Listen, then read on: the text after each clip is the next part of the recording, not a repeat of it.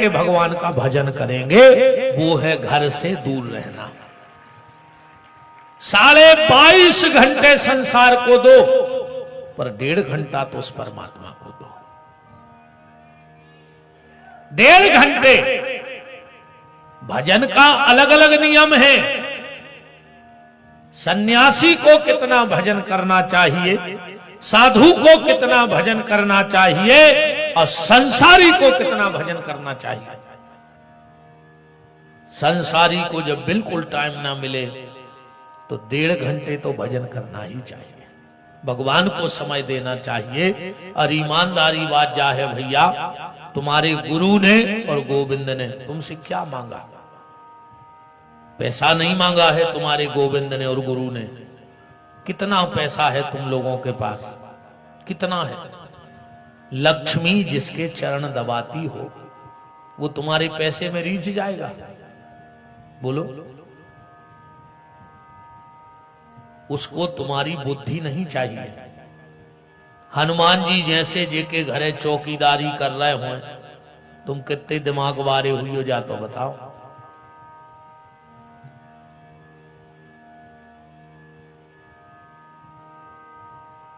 पहुंच पकड़ उसको तुम्हारी नहीं चाहिए। तुम्हें कौन जानता है कौन नहीं जानता। दुनिया के सबसे बड़े नेता का नाम है नारद। नारद से बड़ा कोई नेता नहीं हुआ। वो भी वहां 6-6 महीने नंबर लगा के खड़े रहते हैं, तो वहां पहुंच पकड़ किसकी चलेगी? गुरु और गोविंद सिर्फ 2 चीजें तुमसे चाहते हैं। एक समय, भगवान कहता मुझे समय दो बस, और दूसरा समर्पण दो। तुमने भगवान पे कभी दूध चढ़ाया, कभी दही चढ़ाया, कभी फूल चढ़ाए, कभी दूबा चढ़ाई, कभी वस्त्र चढ़ाए, कभी पैसा चढ़ाया। भगवान कहता ये चढ़ा पाओ चाहे ना चढ़ा पाओ, पर तुम्हारे भीतर जो अहंकार भरा पड़ा है वो मेरे चरणों में चढ़ा दो, तो हम तुम्हारा उद्धार कर देंगे। अहंकार चढ़ा दो भगवान को, मन भगवान को चढ़ा दो। और भगवान को मन ही चाहिए तुम्हारा। पर दिक्कत यह है कि जो चीज संसार कीमत नहीं करती वो हमने संसार में लगा दी। और जिसकी कीमत भगवान के यहां नहीं है वो वस्तु हमने भगवान के यहां चढ़ा दी। भगवान पैसे की कीमत नहीं करता, हमने पैसा चढ़ाया। और मन संसार में फंसा दिया। मन की कीमत संसार नहीं करे। तुम तो हमारी बात को अनुभव करके देख लीजिए। अब ये ब्याह चल ही रहा है। कोनो रिश्तेदार आवे अब तुमसे कहे कि भैया मोड़ी को ब्याह करे हैं, तुम्हें आउने हैं, तुम स्पष्ट कह दीजिए तुम्हारी छिड़ी जाने चढ़ा है, इतनी कह देख लियो। वो कहे बिल्कुल नहीं अज्जू, हमने तुम्हारी मोड़ी के ब्याह में फ्रिज दाओ तो उसको लौटा दे। कज्जू वो हमने खा लाओ, नहीं दे रहा है। न तन से जाइयो न धन से उसको सहयोग करियो। और जैसे ही रिश्तेदार जान लगे कहियो मन से तुम्हारे संगे है मनो, वो तुरंत कहे तुम्हारे मन को का हमें चाटने हैं। बोलो, मन की कीमत क्या दुनिया जानती है? नहीं जानती। इस दुनिया को सिर्फ तन और धन चाहिए, मन तो मनमोहन को चाहिए। इसलिए मन भगवान को दे दो। सीधा सीधा सा उदाहरण, आप भगवान के मंदिर जाते हो, नारियल फोड़ते हो। नारियल के 3 काम होते हैं। उनमें एक छोटी सी कील लगी रहते कील दानों, वो निकाल के अपन भगवान को चढ़ा देते। जो चिटक है बहुत ही बांट देते, और जो नरेटी है बहुत ही फेंक दे। या तो पुजारी इकट्ठी करके आगी लगा दे, सुराख बन जाए, और न झाड़ के कहूं फेंक दे, सुमाटी बन जाए। वो खपरियों के 2 ही अंत हुई, या तो राख या माटी। ऐसा ये शरीर को करो भैया। ये में भी एक कील लगी है, जे को नाव है मन, बन कारो तो भगवान के चढ़ा दे। अब रही जा चिटक, जो शरीर आए चिटक जो बांटो कहां? गौ माता की सेवा में, राष्ट्र की सेवा में, साधु संतों की सेवा में, समाज की सेवा में। फिर रही नरियल की नरेटी, सो तुम्हारे शरीर की हड्डी या तो मैं लोग हरिया धर दीजे है और न गड्ढा खोद के गड़ा दीजे हो, सो माटी बन जाए हो। इसलिए मन रूपी कील निकालो और परमात्मा के यहां चढ़ा दो।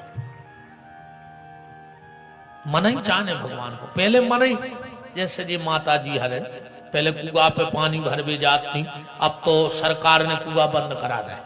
काशी जी धमकी देती कि अगर मायके ने जान दो हम कुआ में कूद के मार जाए। सरकार ने पूरे कुआ करवा दे, घर घर नल जल योजना करवा दी। अब को नहीं कह कि हमें मायके ने जान दो हम नल की टोटी में मार जाए। सरकार कितनी सुरक्षा करे बताओ।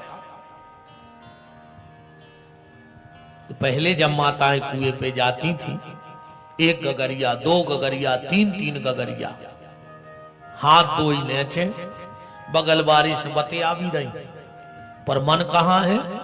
मटका पे। ऐसे ही अपन हो करने हैं, ये दुनिया में रहो चलो, पर मन कहां रहे वे? मनमोहन में। करते कर्म करहु विधि नाना, पर मन राखो जहां कृपा निधाना। घर में, वन में, बाट में, कहूं रहे जो देह, पर प्यारे सीताराम से लगो चाहिए ने। जहां रहो बस भगवान से जुड़े रहो। तो भगवान को समय चाहिए, तुमसे समय दो, भगवान को समय दो। और अगर तुम्हारे पास समय नहीं है तो जो समय तुम्हारे पास है उसमें से निकाल के समय दो। अलग से नहीं निकालने भगवान को समय, जो तुम्हारे पास है उसमें से दे दो। भगवान की उंगली कटी, कथा सबको पता है। भगवान की पटरानियां भी थी वहां, कोई इस तरफ दौड़ी, कोई इस तरफ, कोई रुई उठा लाए, कोई पट्टी लाए, कोई टिंचल लाए, कोई कपड़ा लाए बांधने को, पर वहां द्रौपदी खड़ी थी। वो भागी कहीं नहीं। जो साड़ी उसने पहनी थी उसी साड़ी में से साड़ी फाड़ के दे दी। भगवान ने कहा बस द्रौपदी यही तो आदमी करता रहे, जो उसके पास है उसी में से निकाल के दे दे। तो भगवान कहते हैं कि जब हम वापस करने पे आएंगे, जितासनो जित श्वासो जित संगो जितेंद्रिया, असंग हो जाओ, अकेले हो जाओ, इंद्रियों पर विजय प्राप्त करो। इन इंद्रियों को संसार से हटाकर परमात्मा की तरफ ले जाओ, क्योंकि संसार में इंद्री रहेगी तो इसे स्वाद तो मिलेगा। इंद्रियों को संसार का स्वाद मिलता है, पर उन इंद्रियों के स्वाद से जो आत्मा की भूख है वो नहीं मिटती है। बहुत गहराई से बात पकड़ना। इंद्रियां अगर संसार में हैं तो स्वाद मिलेगा, पर आत्मा की भूख नहीं मिटेगी। पर यही इंद्रियां अगर परमात्मा से जुड़ जाएं तो आत्मा की भूख मिट जाएगी। उदाहरण ऐसे देख लो, आटा आटा और रोटी आए तो एक ही, पर आटा खाओगे तो भूख मिट जाएगी। मुंह में भी दे हो अगर बहुत ही भूख लगे है फिर भूखो। आटो तो खा नहीं सकत को, खा जाओ कच्चो आटो, पर उसी आटे की अगर रोटी बन जाए तो तृप्ति हो जाएगी कि नहीं होगी? रोटी बन जाएगी तो आत्मा की तृप्ति हो जाएगी। ऐसे ही इन इंद्रियों को आटे में ना फंसाकर रोटी में लगा दो, तो रोटी माने राम में लगा दो तो यह मन तृप्त हो जाएगा, आत्मा की भूख शांत हो जाएगी। इंद्रियों से कभी तृप्ति नहीं होगी, क्योंकि आटे में लगी हैं अभी ये। राम का वृंदावन बिहारी लाल की। अब परीक्षित जी प्रश्न कर रहे हैं, भगवान ने दुनिया क्यों बनाई? मैंने आपसे कल कहा था कि मैं यहां से आगे की चर्चा तो कल करूंगा। मैंने कहा था मैं थोड़ा सा प्रकाश आज भक्तिमती माता कर्मा देवी के जीवन पे डालूंगा। और भगवान जगदीश के जगन्नाथ जी के जीवन पे डालूंगा, क्योंकि जब हम जगन्नाथ जी को समझेंगे तब हम माता कर्मा देवी की भक्ति को समझ पाएंगे। और अगर जगन्नाथ समझ में नहीं आएंगे तो कर्मा देवी का समर्पण भी समझ में नहीं आएगा। सबसे पहले तो ये जानो कि पुरी में भगवान जगन्नाथ कौन है, और फिर भक्तिमती कर्मा देवी के कौन समझ सकता है प्रभु की, कौन समझ सकता है प्रभु की लीला अचरज भरी। क्यों? बड़े प्रेम से खाई कर्मा बाई की खिचड़ी, बड़े प्रेम से खाई कर्मा बाई की खिचड़ी, बड़े प्रेम से खाई कर्मा बाई की खिचड़ी, बड़े प्रेम से खाई कर्मा बाई की खिचड़ी।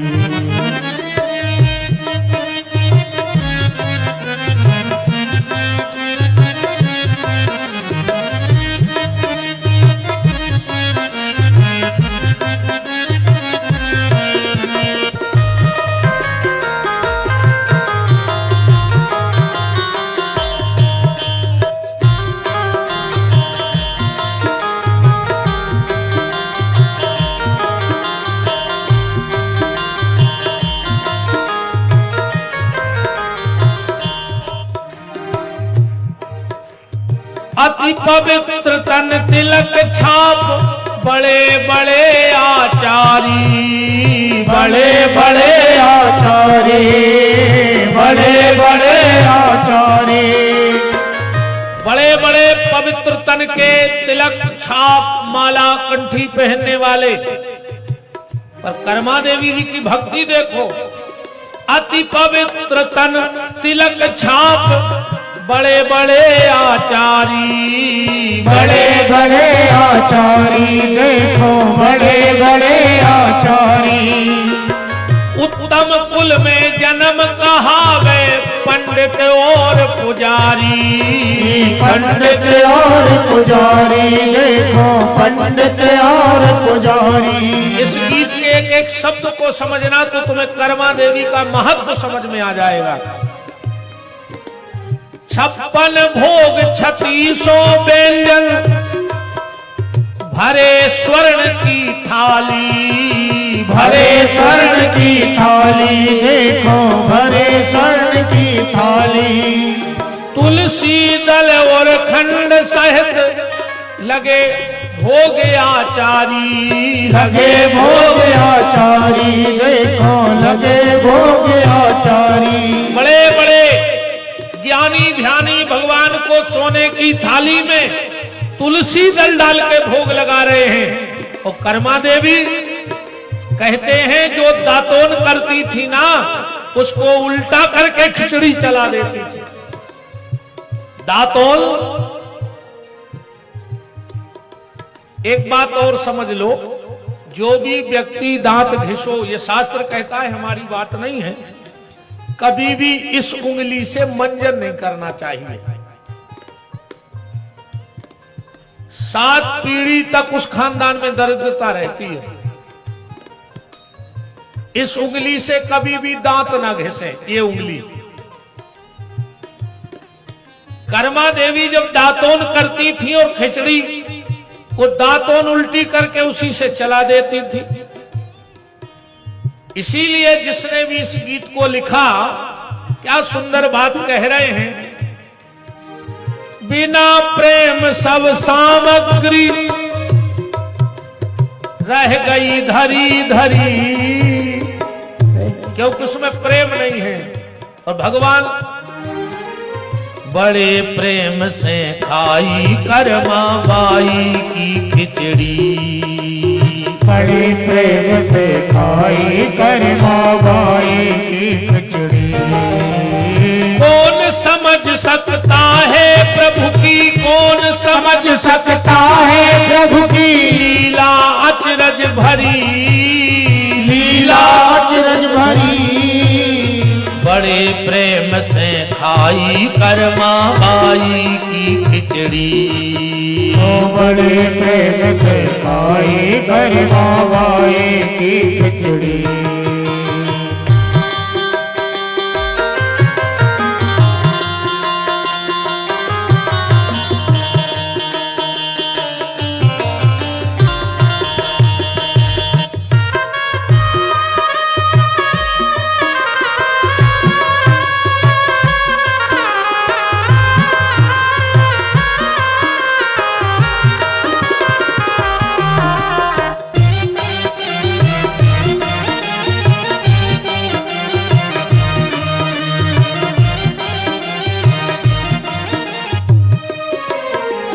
कर्मा बाई भक्ति मती अति हरि को लाड़ लड़ावे। हरि को लाड़ लड़ावे, देखो हरि को लाड़ लड़ावे। कर्मा बाई भक्ति मती अति हरि को लाड़ लड़ावे। अति हरि को लाड़ लड़ावे, देखो हरि को लाड़ लड़ावे। बालक जान श्याम सुंदर को हृदय सदाय कुलावे। हृदय सदा कुलावे, देखो हृदय सदा कुलावे। जगते जगते भूख लगेगी मचल कहीं ना जावे। वो तो मचल कहीं ना जावे, वो तो मचल कहीं ना जावे। बड़े सवेरे बिना नहाए खिचड़ी नित्य बनावे। बड़े सवेरे बिना नहाए खिचड़ी नित्य बनावे। खिचड़ी नित्य बनावे। खिचड़ी नित्य बनावे। और बिना नहाए खिचड़ी बनाती थी, क्योंकि भगवान को मन की पवित्रता चाहिए, तन की पवित्रता नहीं चाहिए। भार तो अपवित्र, भात तो अपवित्र था तब, क्योंकि बिना नहाए बनाती थी। तो संत कहते वो भात जो भात था खिचड़ी वो अपवित्र थी, पर भगवान भोग क्यों लगा रहे हैं? भात तो अपवित्र हृदय में, पर पावन प्रीत भरी, भीतर पावन प्रीति थी। तन भली पवित्र था क्योंकि स्नान नहीं किया। पावन प्रीत भरी बड़े प्रेम से खाई कर्मा बाई की खिचड़ी। बड़े प्रेम से खाई कर्मा बाई की खिचड़ी। बोलो कर्मा देवी की जय हो। बड़े प्रेम से खाई कर्मा बाई की खिचड़ी। बड़े प्रेम से खाई कर्मा बाई की खिचड़ी। राम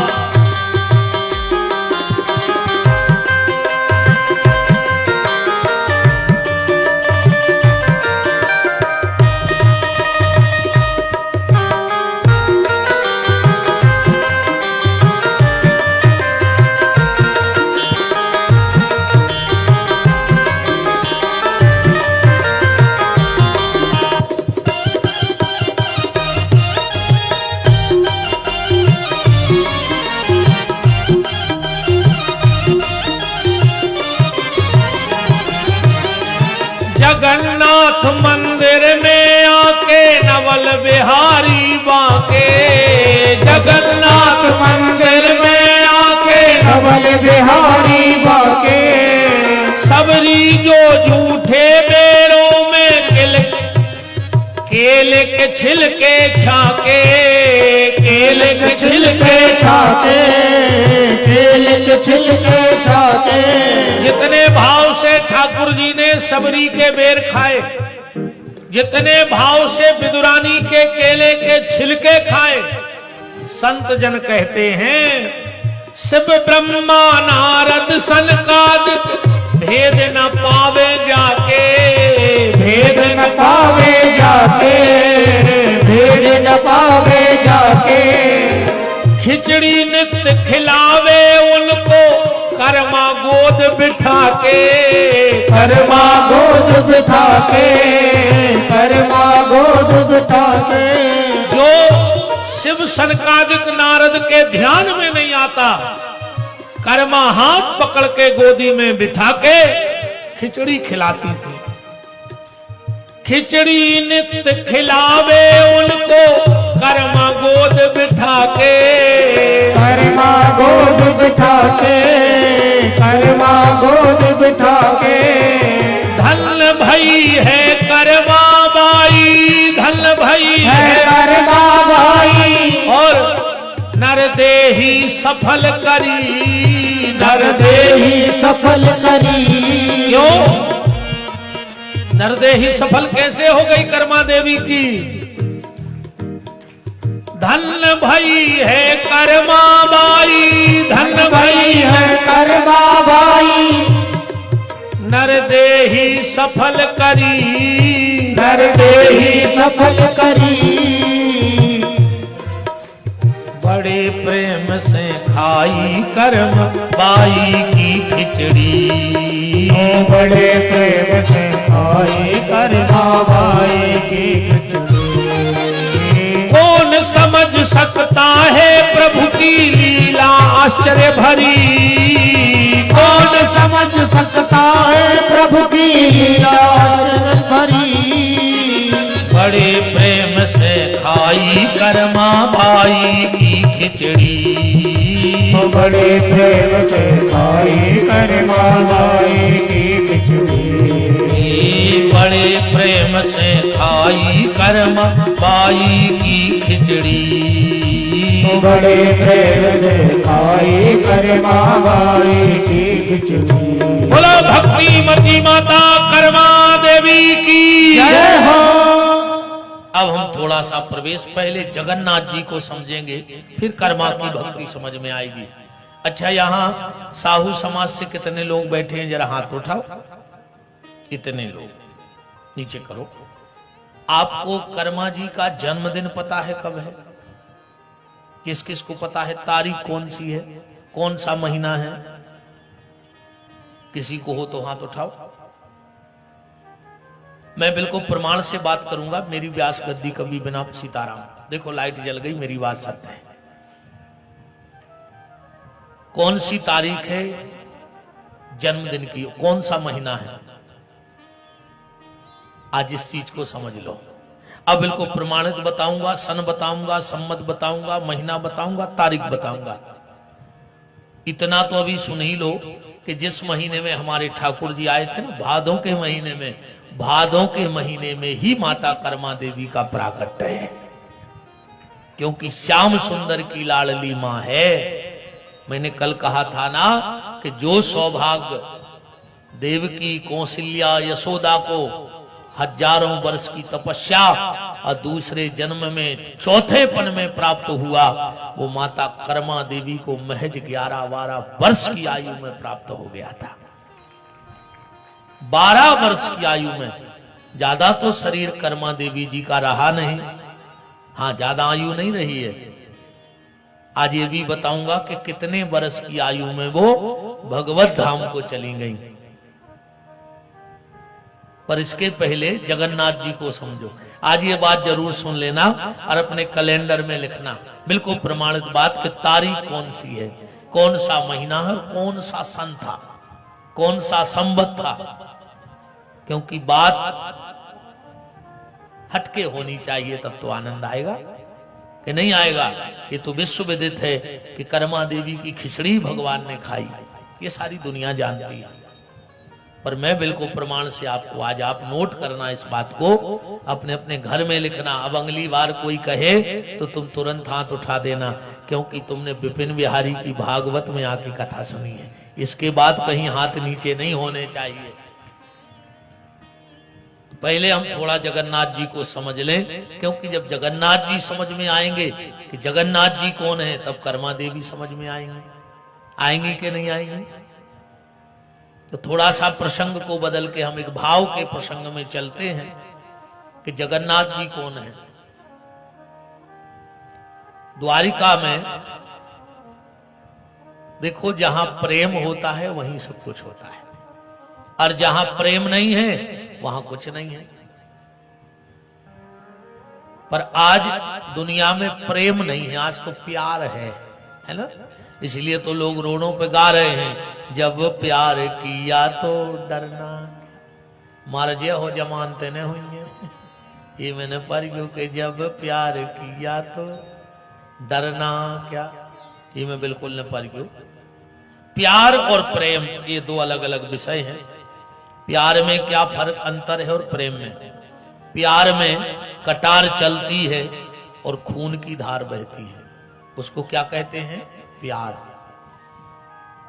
अब कटार ने चले प्यार में तो ड्रम चला था।